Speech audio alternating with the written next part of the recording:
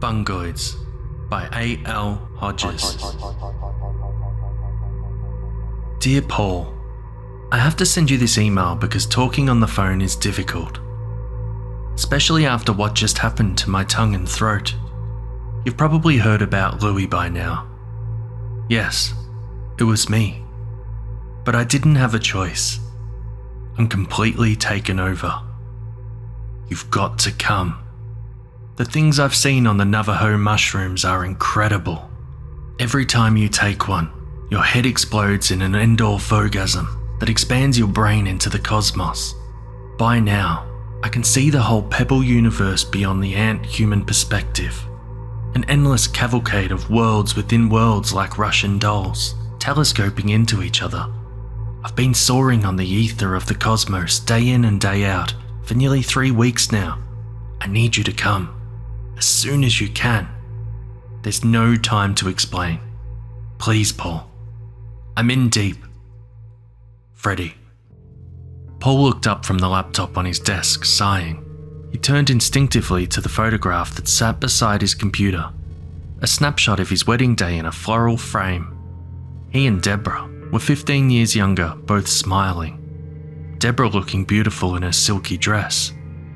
Leaning into the frame was a young bearded man with long hair and mischievous eyes throwing up bunny ears behind Paul's head. Poor Freddie. Time had not been kind. He got up and went to pour himself another cup of coffee, one that would most decidedly be Irish.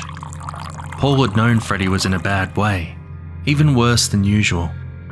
Normally, not a week went by before Freddie either called him up or materialised in person on his doorstep begging for money. But it had been almost a year since he had last seen Freddie, his longest absence since they had been college roomies. The email had confirmed Paul's suspicion that Freddie had ignored his advice about those stupid mushrooms. They had been out at one of their mutually favoured steakhouses for their weekly night on the town. Freddie had been showing him pics of his latest pieces on his phone, and Paul had confessed that they were pretty impressive. Then, he started showing off his latest gimmick, a bag of odd-looking speckled mushrooms.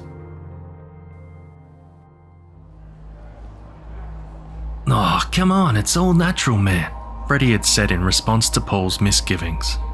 "See, my new guy, he gets them from the reservation. Navajo pick 'em, right? And my guy Louis, he knows this old medicine man who sells them off. They're good shit, man." Paul had just heaved a heavy sigh while holding Freddie's phone in one hand and flipping through a JPEG album of his latest work with the other. Normally, Freddie's art constituted pieces of cartoonish surrealism, politicians with animal heads, floating caricature faces with tangerine eyes, insects playing video games on laptops, that kind of thing. Recently though, his paintings had taken on a much more cosmic cast, in a way that reminded Paul of the dark, almost Freudian horrors of Geiger and Beksinski. "Why can't you just paint landscapes or something?" Freddie had given him an offended grimace. "Hey man, this is some serious shit. These things expand your consciousness in a major way." Paul had handed the phone back to Freddie. "I think your dealer is pulling your leg. And if he's not, I think this is some stuff you need to stay away from." Of course, Freddie didn't listen. He never did. As he passed through the living room, Paul paused and looked at the painting over his fireplace. It wasn't so much a piece of art he enjoyed as a concession to Freddie's talent, which he had hung to please his friend. The friends and family of artists bear the cross of being asked to critique art they neither like nor understand, all while trying to smile and encourage the misunderstood prodigy in question to keep trying. A condescending state of affairs, but Freddie was the type of guy who really did stick with something when it caught him the right way. Freddie had always been searching for something, although Paul couldn't say. He was a dreamer, a guy with his head in the clouds, looking for any world but the real one in front of his nose. His drug-fueled heel turn had been escalating for weeks, culminating in this odd piece that had haunted Paul's living room for the last few months. The oil painting showed a swirling geyser of rainbow colour that revolved in a nebulae around a central body that appeared to be a planet. Except the planet was sprouting tentacles and a single glaring eye. Something about the colours and the organic texture of that slimy-looking planet made Paul's blood tickle. It was an awesome improvement in Freddy's usual slush, and yet it was more interesting than aesthetically pleasing. It certainly wasn't much of a conversation piece during house parties. Paul poured himself a mug of libation that was more whiskey than coffee and downed it with a wince. He then looked out the kitchen window into the Arizona heat and reflected once again on the inciting incident his brain had on auto-repeat for years now.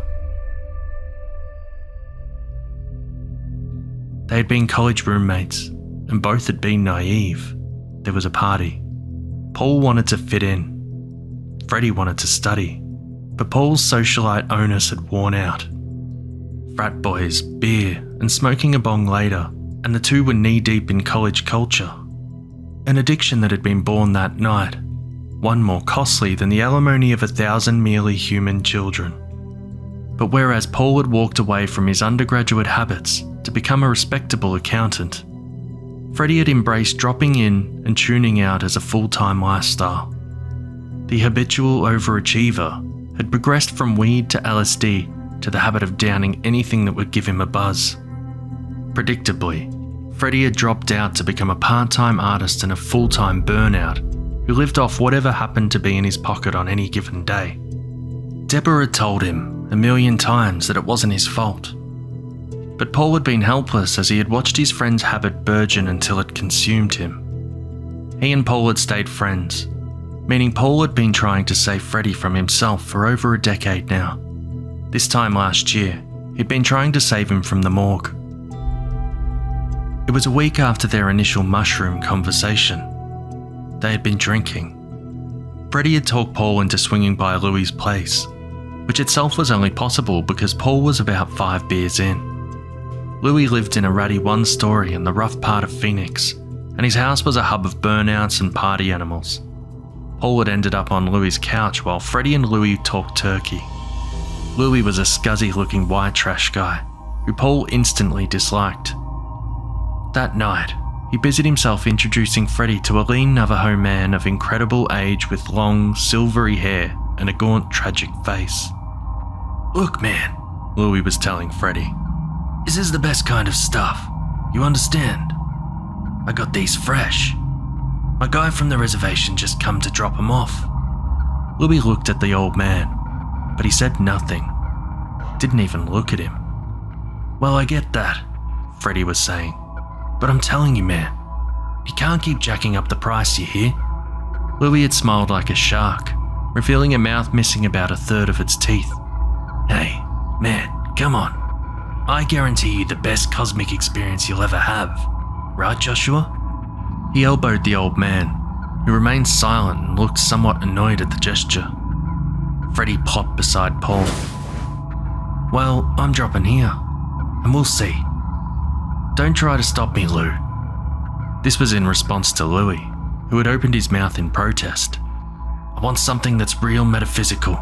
If I'm paying for this batch, I want to make sure it's the good stuff." Paul had drunkenly watched as Freddy munched 2 caps like potato chips. The old Navajo man had looked up toward heaven and shook his head. Then, Freddy had flopped over into Paul's lap, and Paul tried to rouse him. There was no response. He took pulse and found none.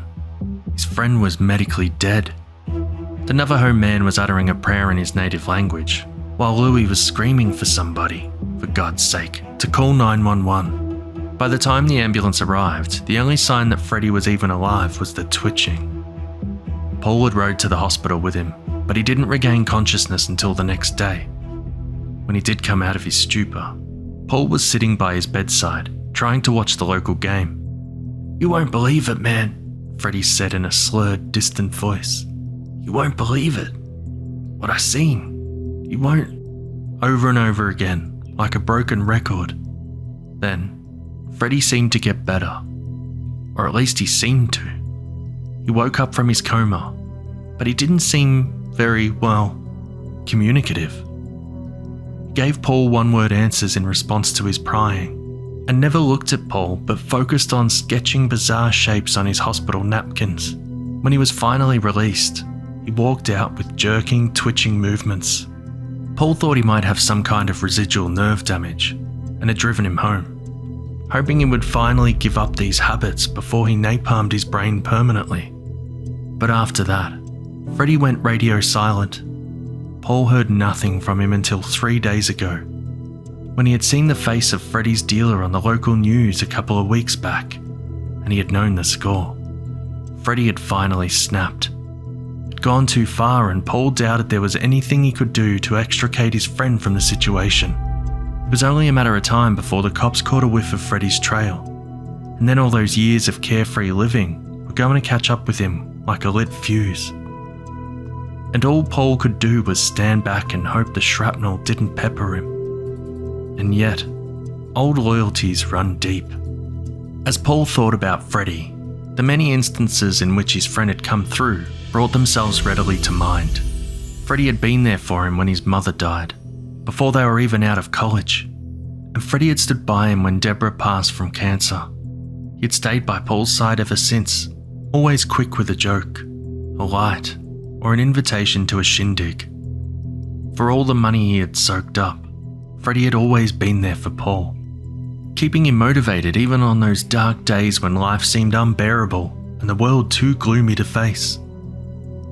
With his wife dead, Paul had little left to be loyal to. So, he downed his coffee and headed out, ready to deal with whatever horrors Freddie had gotten himself into. Paul drove into downtown Phoenix, to the little shotgun shack where Freddie was now holed up. It was one of several hovels, a block away from a decrepit rubber factory. The homes had been built for the factory staff, but now that it was closed down, the homes had fallen into disrepair. Paul cautiously parked his car and stepped out into the muggy, late noon sunlight. The front lawn was overgrown, and Freddie's bike, his only mode of transport since his DUI, lay discarded on the front walk. Paul stepped over it and ascended the porch stairs, mentally preparing himself for whatever quagmire Freddie had embedded himself. At the door, Paul knocked 3 times and rang the doorbell, his personal calling card. While he waited for an answer, he noticed that the window by the door looked peculiar. Moving in more closely, he saw that the panes were covered in something that completely obscured them. They weren't just fly-specked, but spray-painted over. Shaking his head, Paul did his knock again. When there was no answer once more, he called out, "Hey Freddie, it's me. Open up." A voice came from within, so soft and rasping that Paul wasn't completely sure he heard it at all. "The door is open." Paul tried the knob and found it unlocked, pushed into the dark interior of the house, and was slapped in the face by an ungodly smell. Jesus, it was like a punch in the face. Paul felt a blast of damp air raid his nostrils, with a closed-off rotten scent of yeast fermenting in a tomb deep beneath the earth. It was the necrotic miasma of something left to fester for centuries, and finally exposed to the outside world. Paul coughed. "Freddie, what the heck happened in here?" "Close the door." The voice that barked the command out was a raspy whisper, a voice rough with ulcers and polyps. "Please, the sunlight does things to me." Sighing, Paul shut the door behind him and was cloaked in darkness. He tried the light switch, but it clicked impatiently. "They cut your power, Fred." "In the living room," called the rasping voice. Paul turned on the flashlight app on his phone and used the dim lighting to navigate the front hallway. The air was chilly, yet humid, like a marsh in the middle of winter. Paul could sense a slimy stagnation to the air, a sense of grime and pollution. The wallpaper was peeling away in sheets, leaving damp plaster threaded with cracks. Up ahead was a crimson light trickling into the hallway. Paul recognised it immediately as Freddie's lava lamp, a trinket Paul had bought Freddie as a birthday present when they were back in college. Paul followed it into the living room, his shoes squelching on the carpet. Freddie was on the couch, sitting on the periphery of the bloody light. Paul squinted because at first He wasn't sure if what he was seeing could be real. Freddy's face, in fact his entire body, was obscured beneath a white blanket with holes cut for eyes. He looked like a Halloween ghost, which was a level of bizarre that Paul had not been ready for. He gestured stiffly beneath the blanket to the leather chair across from him. "Hi, Paul. Have a seat, man." Paul slumped into the damp easy chair, eyeing Freddy. "Okay, I'm here. Now what?" Freddy nodded to him. His head went directly up and down, as if jerked by a puppet string. "I guess you got a lot of questions, man. I know. But what happened to Louis was an accident. We had a tussle, and he pulled a knife, and it was an accident. You get me?" "Then Freddy, you gotta go to the cops," Paul protested. "You gotta set the record straight. Even if the guy was a sleaze, he didn't deserve to die like that." "He was cutting me off, man," Freddy hissed. "Said I'd had too much of a good thing. I'm right in the middle of an artistic breakthrough and... oh, hell!" Paul hacked.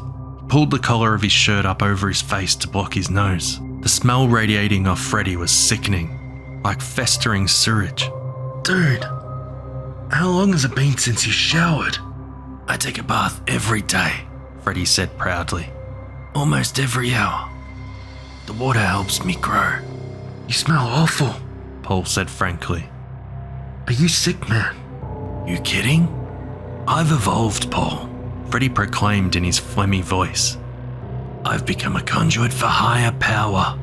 You wouldn't believe the things I've seen. My mind has ascended to a higher plane, and it's only getting better. Here, I wanted to show you something." "I thought you wanted to talk about Louis," Paul said. "We've got to deal with that man. If the cops show up..." "Forget Louis," Paul hissed. "Louis was getting in the way, kept jacking my prices, and finally just tried to keep it from me outright. Gave me some bullshit about Navajo legends and some stuff the shaman showed him. But I can't let anything stop me now. I'm so close, Paul. So close to a real revelation." He pointed to something on the far side of the room. "Go take a look." There was an easel propped up against the wall, with a canvas obscured beneath a towel. Paul got up and slowly approached the painting, reaching out with caution, but he already suspected he was about to see something completely off the rails. He pulled the towel away and gasped. It was a landscape, but one so alien that the very textures were both strange and somehow grotesque. The ground was like the surface of the moon, pockmarked and barren, while the sky bore a bizarre nebula of bright colours, swirling in non-Euclidean shapes. Sprouting all over the place were pulpy, gelatinous things that Paul interpreted as plants, but that looked more like perverse anemones. They reached into the heavens as if in revelry. Everything about the painting made Paul's blood run cold. Something about that strange terrain, especially the fleshiness of the sprouting forms, filled him with an inexplicable terror that the painting was not a two-dimensional rendering, but a window into a real place. He had a strange paranoia about the paint cracking, like glass, and breaking open to allow the contaminated air and dust of that blasphemous world into the universe as he knew it. "Do you like it?" Freddy called over. "It took me days. It's only one of the worlds I've seen. There are so many others. All around us. All the time. You can't just see them. The mushrooms change the brain chemistry so that you can perceive the invisible segments of the universe." "What did the shaman say to Louis?" Paul asked. He kept his eyes glued to that hellscape, afraid that if he looked away, it would begin moving. "About the mushrooms. What did he tell him?" Pause fell over the room, and for a moment Paul thought Freddy wasn't going to answer. Then he said, "They only grow on dead things, in the tombs of their ancestors, or on the corpses of animals that die on sacred ground. That's what makes them so valuable. Paul swallowed the bile in his throat. Freddy's brains were obviously trashed, and by his own admission, he was a murderer. Paul figured Freddy had been under the influence when he snuffed Louis, but that only meant he really was beyond gone. The only thing for him to do was get Freddy some help, which meant calling in the authorities. "I need to use the bathroom," Paul gasped. "Do you mind?" "You know where it is," Freddy said. "Only, why don't you leave your phone?" Paul felt sweat break out on his face. "Sorry?" Freddy gestured. "Leave it in your seat. You can pick it up later, when we finish our talk." Paul slowly reached into his pocket and placed it on the seat cushion. As he slouched to the bathroom, his mind raced. What would he do now? Freddy, who was hardly a schemer, cut him off from summoning help. Now his only chance was escape. Paul felt his way to the bathroom and shut the door behind him. He tried locking it, only to find the lock had been removed. Well, whatever. He searched for the switch and, to his relief, a light came on. A red bulb that filled the room with a crimson hue. What in the world was up with Freddy and red lights? But he could see now that the walls were splotched with dark stains, spreading in black capillaries from necrotic scabs. Paul had no time to register the filth. He went quickly past the grimy toil to the window. The panes were painted over, but as long as the shutters worked. To his dismay, Paul saw that the sash was nailed shut. Crap! Had Freddy anticipated his escape before he arrived? Maybe he could break through the glass and climb out. His eyes turned to the curtain over the tub. The breaking glass would make noise, but he could see no alternative if he wanted to get out of here. He would have to risk it. He started towards the sodden porcelain tub. The tub was about 3/4 full of dark, foul-smelling water, with an inky greyish tint. The smell coming from it was almost unbearable, and as he leaned over, Paul felt himself choking on the miasma of rot. There were bits floating on the surface of the stagnant swill, and as Paul drew in, the identity of these boys finally tipped him over the edge. His stomach rebelled and he upchucked onto the tile floor. Patches of flesh floated on the defiled water like perverse lily pads. Among the bits of refuse was a bloated, discarded human finger. The process isn't painful. Paul looked up to see Freddy standing over him, draped in that sheet that fell to his feet and obscured them. The dark eye holes seemed to glare at him. Trust me, Paul. It's bliss. Good God, Freddy, Paul gasped, his voice sobbing. You're sick. That's where you're wrong, Paul. Freddy held up the phone in a hand gloved in the sheet, then tossed it nonchalantly into the water with a splash. I didn't invite you here to talk about Louis or the painting. I want you to join me. The thought was so terrifying that Paul froze up. His whole body stiffened, locking him in a crouch at Freddy's feet. With his other hand, Freddy held out a mushroom. It's bliss at first, then it's scary. Because you'll start changing in ways you don't expect. But the things you see... I need another pair of eyes, Paul. Someone to help me, to finance me. I can't do this alone. The universe is a big place and... Paul popped up like a jack-in-the-box and knocked the mushroom away. It flew from Freddy's hand and vanished into the darkness. Get it away from me, he howled. Freddy chuckled, a clicking sound that came from deep in his throat. Come on, Paul. Do it for a friend. Stay back, Paul declared. He tried pushing past Freddy, but the ladder got in his way and shoved him back. He tripped and fell, toppling to the floor. Paul's hand snatched out and ripped the blanket away in a flourish of smutty linen.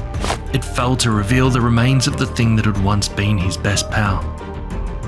By the red light, Paul could see that Freddy's cheeks were mountain ranges of fungoid caps and stalks that exploded from his paws. His greyish skin had grown a beard of mouldering canyons of hyphae and pulsating yeasty growths. His hair had fallen out completely, leaving a scalp that glistened with a mane of rubbery capsules, topped in fleshy bulbs. Freddie plucked one with a fuzzy, yeasty hand and held it out to Paul.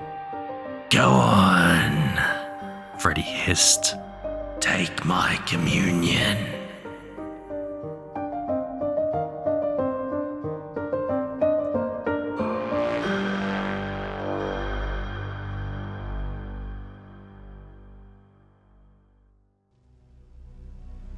Thank you for watching this video. If you enjoyed it, don't forget to subscribe, comment, share and like, and press the bell to get notifications when new videos are uploaded. If you have a story that you want Jimmy Horrors to read, send it to jimmyhorrorsnarrations@gmail.com. Until next time, stay horrific everyone.